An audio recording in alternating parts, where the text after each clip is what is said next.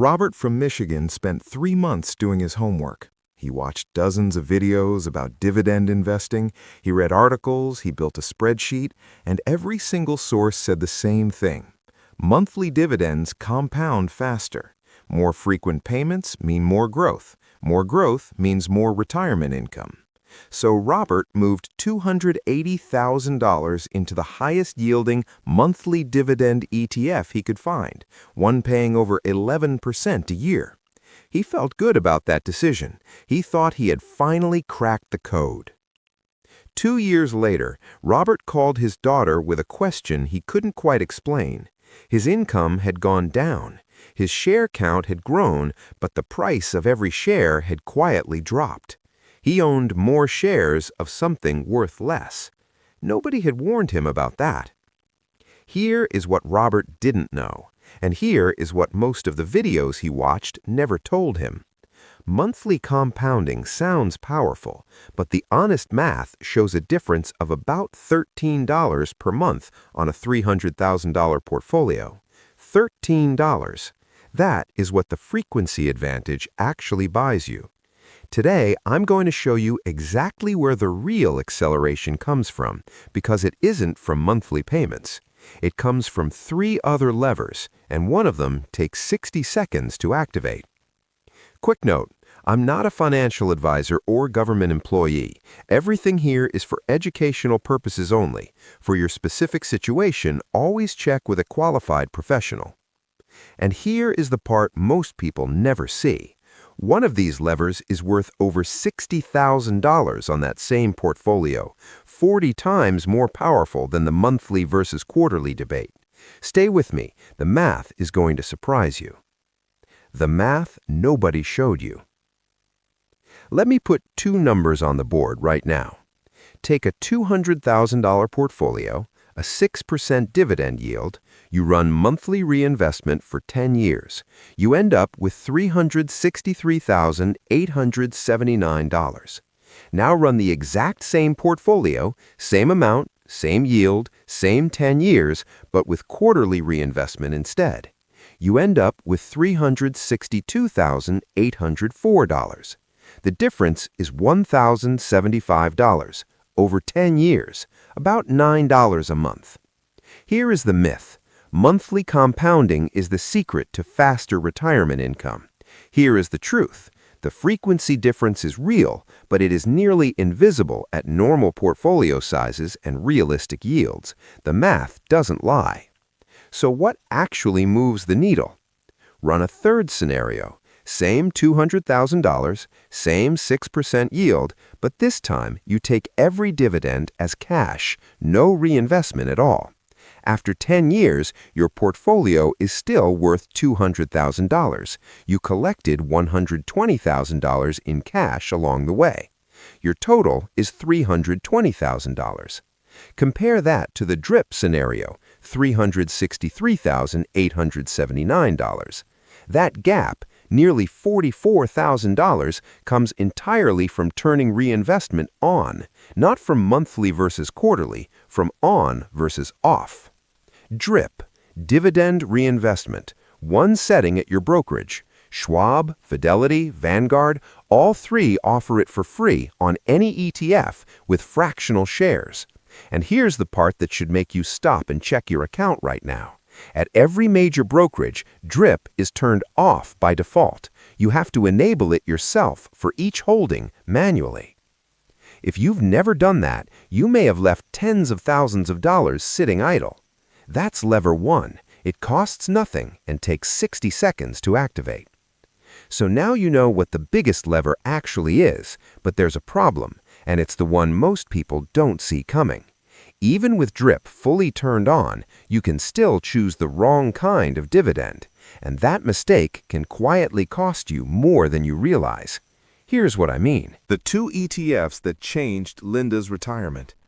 Linda from Arizona had everything set up the way she thought it should be. She was 62. She had $300,000 saved. She wanted monthly income. She found an ETF paying 11.5% annually. Monthly distributions, big name behind it. She turned DRIP on, sat back, and waited. For about a year, things looked fine. Income was coming in every month like clockwork. Then she noticed something.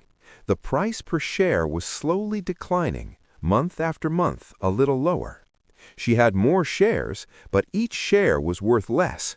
By the time she really looked at the numbers, the ETF's share price had fallen nearly 30% since it launched. Her DRIP had been buying her more shares of something that was quietly losing value. What nobody had explained to Linda was the difference between high yield and sustainable yield. Here is the question to ask about any dividend ETF. Is this income being earned, or is it being paid out of the fund's own principal? Some funds generate very high yields by selling covered call options. They cap their upside in rising markets and pay out the premium as income. That works fine in flat or sideways markets, but in strong bull markets, those funds miss the gains. And over time, some of them, the ones using the most aggressive strategy, see their share price erode as they distribute more than they actually earn. That is called NAV erosion. The net asset value, the price of each share, goes down while the distributions keep coming. Compare that to an ETF like SCHD. Its current yield is only 3.4%. That number sounds boring next to 11%. But SCHD's dividend has grown at 10.6% per year on average for 10 consecutive years. A $300,000 position in SCHD pays roughly $850 a month today. That same position, nothing added, no new money, pays roughly $2,200 a month at year 15.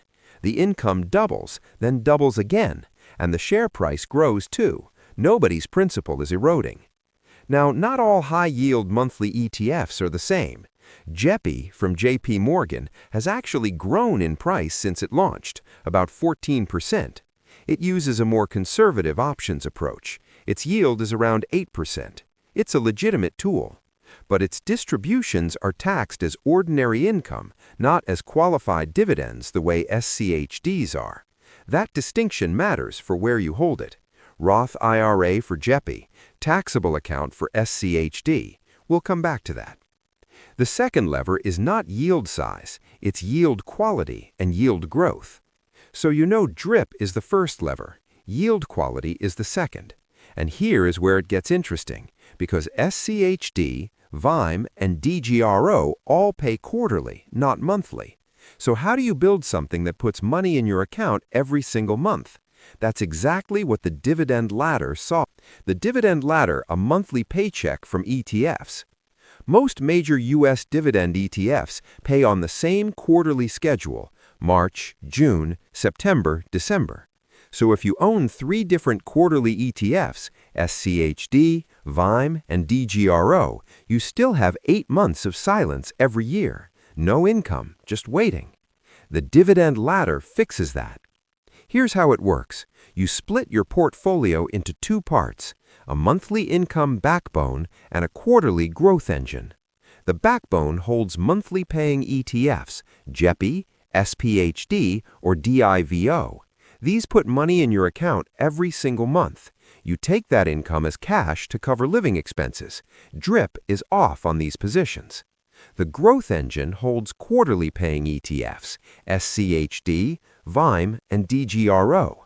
These run on full DRIP. You never touch them. They're compounding silently, growing their dividends at 8 to 10% per year, building the income machine that protects you from inflation 15 years from now. Now, for a $300,000 portfolio, a simple ladder looks like this: 25% in JEPI, 20% in SPHD, 15% in DIVO. That's your monthly backbone, about 60% of the portfolio producing consistent monthly deposits. The remaining 40% goes into SCHD and VIME, both on full DRIP. Your blended yield on the whole portfolio is roughly 4.8%. That's roughly $1,200 a month baseline, with larger payouts in the quarterly months when SCHD and VIME also pay. The growth positions don't just sit there. At SCHD's dividend growth rate of 10.6% annually, the income from that position doubles roughly every 7 years without adding a single new dollar. Before I walk you through the final piece, drop a comment right now. Are you currently using DRIP, or are you taking your dividends as cash? Just say DRIP on or taking cash. I read every comment, and your answer tells me exactly what to cover next. The here question every retiree eventually reaches. At what point do you stop reinvesting and actually start spending the income? Get this wrong in one direction, and you delay your freedom by years. Get it wrong in the other, and you create a tax headache that compounds over time, the bad kind of compounding. Here is what financial planners consistently recommend. In tax-advantaged accounts, your Roth IRA, your traditional IRA, keep DRIP running on everything until you are close to required minimum distribution age, which is currently 73 years. These accounts grow tax-free or tax-deferred, so reinvestment inside them works beautifully until distributions are required. In taxable accounts, start transitioning roughly 5 years before you need the income. And here is how to do it selectively. Turn DRIP off on your monthly income positions first, JEPI, SPHD, DIVO. Let those payments flow directly to your checking account. Keep DRIP running on your growth positions, SCHD, YM, DGRO, until you actually need them to supplement income. Here is a tax insight worth writing down. SCHD's dividends are qualified dividends. For a married couple with taxable income under about $96,700 in 2026, qualified dividends are taxed at 0%. Zero. JEPI's distributions are ordinary income, taxed at your marginal rate, which could be 22% or higher. That placement decision, covered call ETFs in the Roth, dividend growers in taxable, can save hundreds of dollars per year in after-tax income for a typical retiree. One more thing. If you are simultaneously reinvesting dividends through DRIP and selling shares to pay your bills, stop. Turn DRIP off immediately. You're creating dozens of tiny tax lots through automatic reinvestment, then triggering capital gains on each sale. That's complexity with no benefit. Just take the income as cash and let the machine work simply. The third lever is timing and tax placement. Used correctly, it amplifies everything else. What smart retirees actually do? Linda sold her position in the ETF that was eroding her principal. She built a simple ladder across 4 ETFs. She enabled DRIP on SCHD and YM. She set JEPI and SPHD to deposit directly to her checking account. She moved her covered call positions into her Roth IRA. Her blended yield is now 4.9%. Her income has grown for 3 consecutive years. She didn't add new money. She didn't find a magic investment. She made 3 decisions. She turned DRIP on for the right funds. She stopped chasing the highest yield, and she got the tax placement right. That's it. That's the whole system. Here's the number that puts all of this in perspective. Hartford Funds analyzed S&P 500 data going back to 1960.